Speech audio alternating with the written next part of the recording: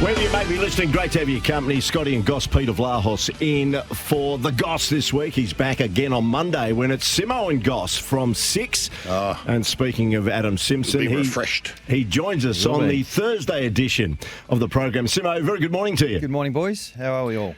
Well, not as good as old mate who just keeps sending us photos from the sunset. Yeah. And, the poolside. You been getting those? I thought you meant old mate Kozzie Pickett. No one's going as good as him, mate. I'm not getting the photos, no. So I blocked his number a while ago. So probably why. He's going to be annoyingly refreshed on Monday, just so you know, but batten down the hatches. But as I said, spoke about on the show, I think he got there at 6:30 this morning, Kozzie Pickett, to the footy club to sign that deal. He's done pretty well. He has, but if he hadn't done that, he would have signed it at Fremantle.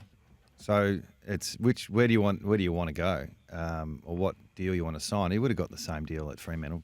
So I don't think. So saying that, Simo, the reason supposedly was that he wanted to come back to be around family here in Perth, and Freo were keen. Instead of falling out with them now, he doesn't like him anymore. So what are the dynamics that may have changed for him now to commit long-term till 2034 at the Demons?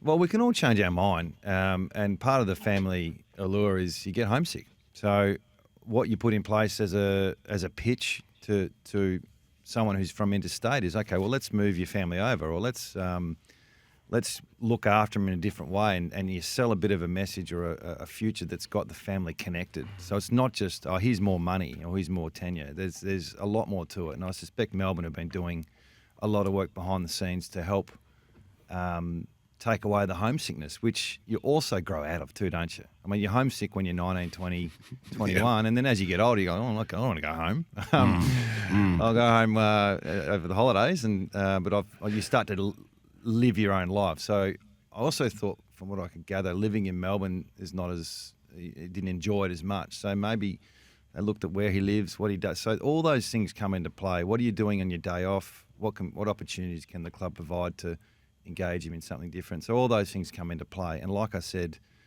I'm not worried about the money. I think people make that up, by the way. What? What are you talking about? You know how many times I've wanted to actually go, listen, not that I knew everyone's deals, but they just make it up.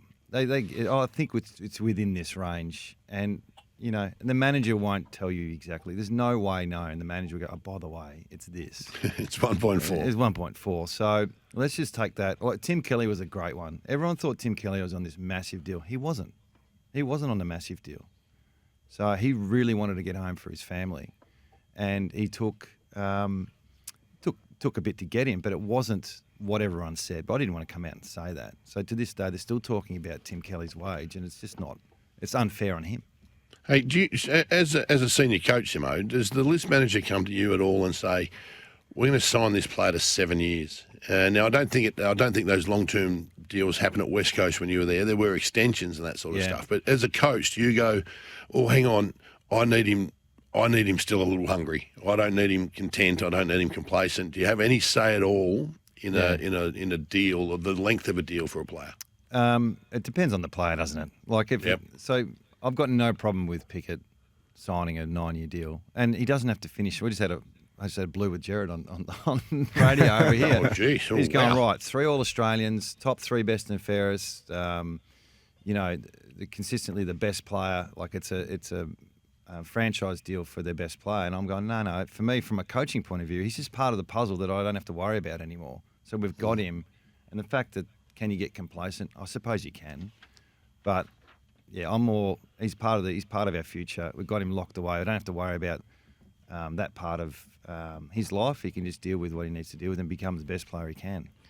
The other story, and I think we're looking forward to it, it's an added feature to tonight's game between the Bulldogs and St Kilda, is the return of Sam Darcy, which is quite miraculous considering when he went down, we thought that's it for this year. It's a big turnaround, isn't it? And such a boost to Bevo and the Bulldogs in the second half of the season. Yeah, and when he got injured, it was against the Bulldogs. So it was 6 games ago, believe it or not. So they're playing each other again after 6 weeks, which, once again, Jared wasn't happy about. I don't really care about it. But so that's when he got injured. Oh, he's not happy about the fixturing. Yeah, the fixturing. Yeah. He sounds grumpy. This morning, Jared. Well, I think there's late night the other night. They couldn't get the ads working. But the it makes a lot of sense to bring him straight back in, and you probably should. And so the debate always from a coaching point of view is if you miss 6 weeks, you're going to be underdone.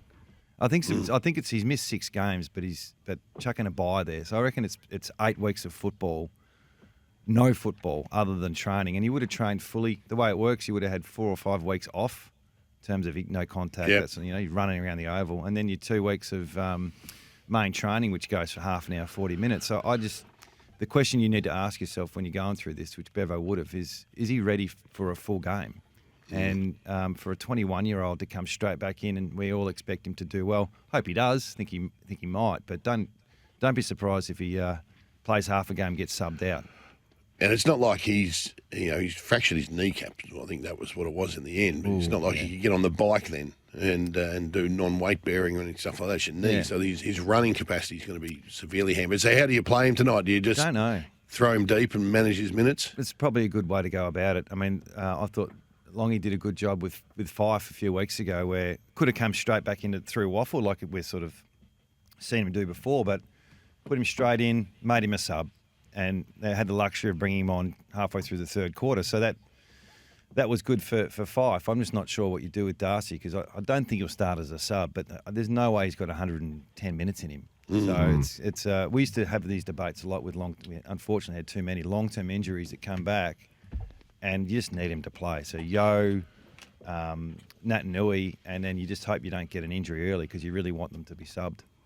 Right, mate, time for you to go to your deep dark web for your tips, please, mate. Simo's got a new formula. He's found it on an unregistered website. I'm not sure what he was looking for, but he's come across this on the dark web. So the dark web, I will go through what the dark web says, because I think people now are just addicted to hearing the dark web. I think anyone out there, it's all the champion data analytics get thrown into this website. So tonight they're saying the Bulldogs should win by 27 points. Done. Hawthorn Adelaide, we've got to fire through these, Simo.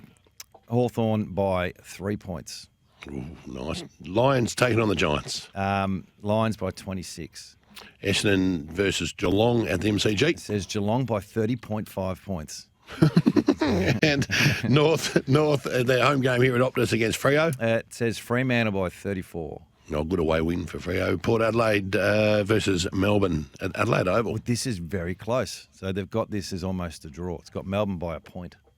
Oh, wow. Yeah. Okay. I love the dark web. And West Coast taking on Carlton here at Optus as well. Well, I think I'm going to go against the web. I'm going for West Coast, but they're saying Carlton by 23 points. But I think right against the web. Wow. Great to chat, mate. Simo and Goss Monday. Look forward to it. Yep. See you, boys. Have a good day.